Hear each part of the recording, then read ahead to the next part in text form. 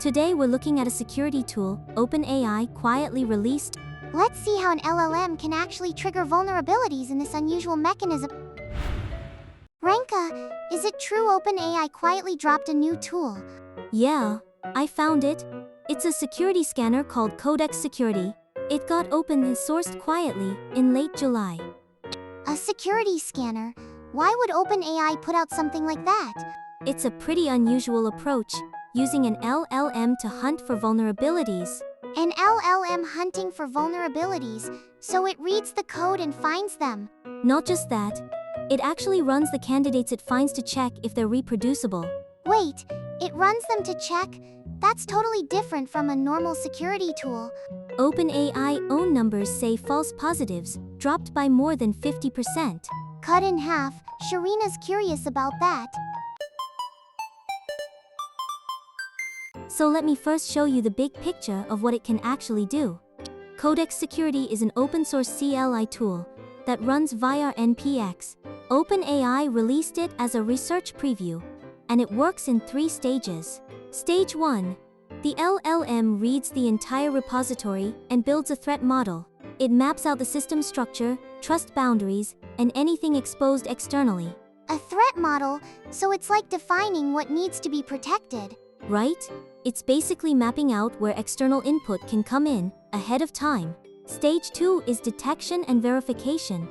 This is really the standout part. It looks at the code through the lens of the threat model. It actually goes as far as triggering the candidates. Having scanning and verification tied together, that's what sets it apart from other tools. Right? Only the ones that actually reproduce stay marked as verified. Stage 3 is fix suggestions. It even writes patches that match the intent of the existing code. So it doesn't just stop at finding issues, it goes all the way to fixing them. The first 2 stages are the really interesting part. So let's go through those one by one. I mentioned it reads context earlier. That's actually the most important part.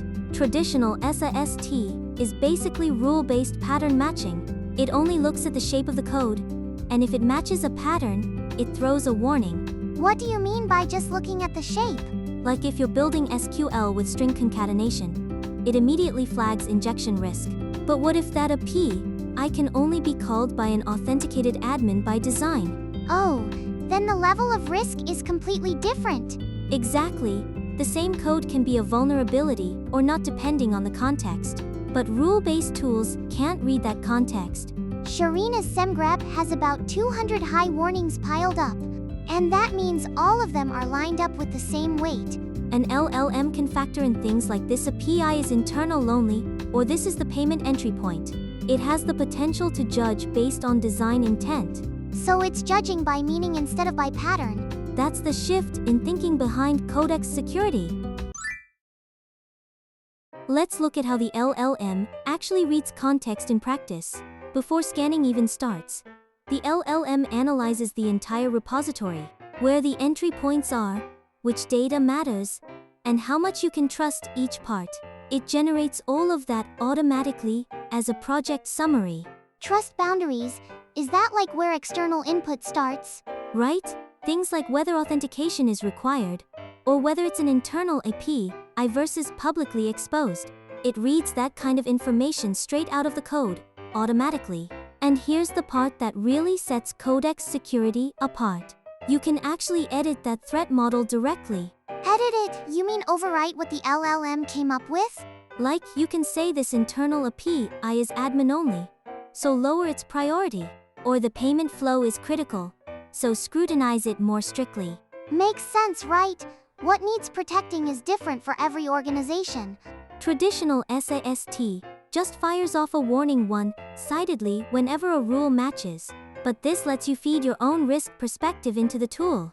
So that's why the findings end up ranked by your own priorities. After the threat model, the next stage is detection and verification.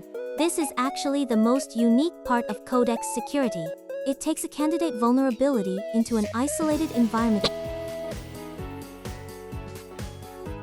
Wait, so it actually runs real attack code? Yeah, that's exactly why the isolation matters. Only the ones that succeed make it into the report, and any candidate that can't be reproduced gets dropped right there. Oh, so the ones where the path is actually blocked and never reachable just disappear. Right? Those false positives get filtered out automatically, and every successful detection comes with proof of concept code attached. That's actually pretty helpful. Having reproduction steps ready from the start makes triage so much easier. During the beta, it scanned 1.2 million commits, and the numbers show severity inflation dropped by over 90%. If the severity ratings can actually be trusted, that changes how Sharina prioritizes things. Here's the thing, a verified label carries a different kind of weight than a traditional SAST finding. But hold on, an AI company saying they built a security tool. I mean, doesn't that sound a little sketchy? That skepticism is pretty fair, honestly. That said, Codex Security actually has a track record. It got 3 CVEs filed against GNU TLS, the crypto library, 1 more against GOGS, the Git hosting project. And it found 1 in GPG Agent too. That's according to the official blog. Wait, really? Already getting CVE while it's still in research preview? Actually landing real CVE in widely used open source is a pretty strong piece of evidence. So it's not just theory, it found real vulnerabilities. Now that the mechanics make sense, let's talk about CI integration. The command is really simple. npx codex security scan dot add fail on severity high, and CI fails on anything high or above.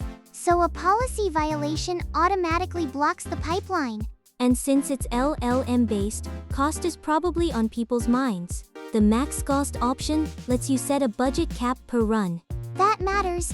Run it with no cap and the bill could get out of hand. There's also a way to avoid a full scan every time and just target the diff. The diff option limits scanning to just the changed lines. So per PR, only looking at what changed keeps both cost and time down. If you want to stop things even earlier, there's a command called install hook 2.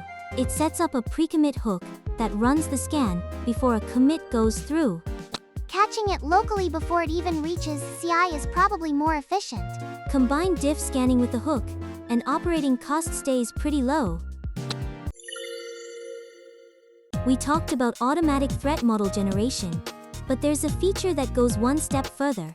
If you already have documentation, you can feed that in too. Documentation, like design docs and stuff. Right? The knowledge base option lets you pass in Markdown or PDF. Things like architecture design docs or security policies. So it can explicitly tell it about assumptions that code alone wouldn't reveal. Like, this microservice is only reachable from inside the VPN. Handing over that kind of context through documentation improves detection accuracy. If it's VPN only, then Sharina can tell the risk of an external attack is low. Being able to reflect an organization's own judgment calls into the scan. That's the strength of this feature. Okay, so Codex Security sounds great, but what about Semgrep? I don't think they're really competitors. I think they're more complementary.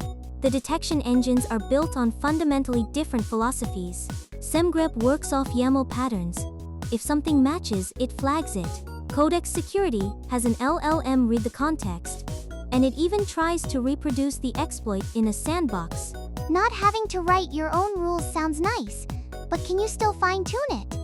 That's the editable threat model, something traditional SAST tools just don't have. Instead of adding more rules, you directly rewrite what should be protected. So then, couldn't you just use Codex Security alone? I'd love to say yes, but the cost structures are completely different. Semgrep runs locally, and the OSS version is free. Codex Security bills per token. Depending on the cost, replacing everything with this doesn't seem realistic.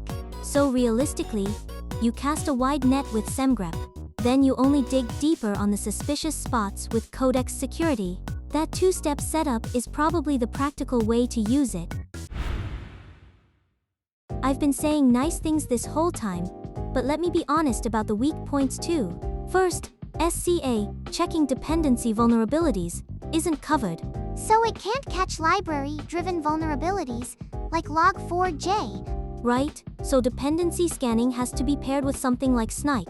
It also can't see runtime issues, misconfigured cores, TLS problems, that kind of thing.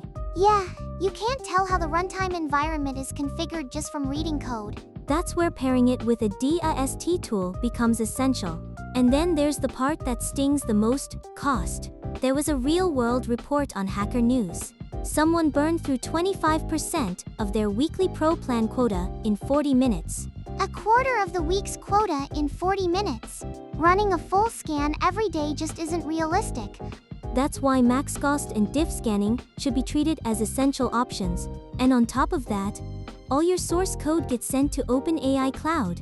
For an organization that bans taking code off premises, that's a deal breaker from the start.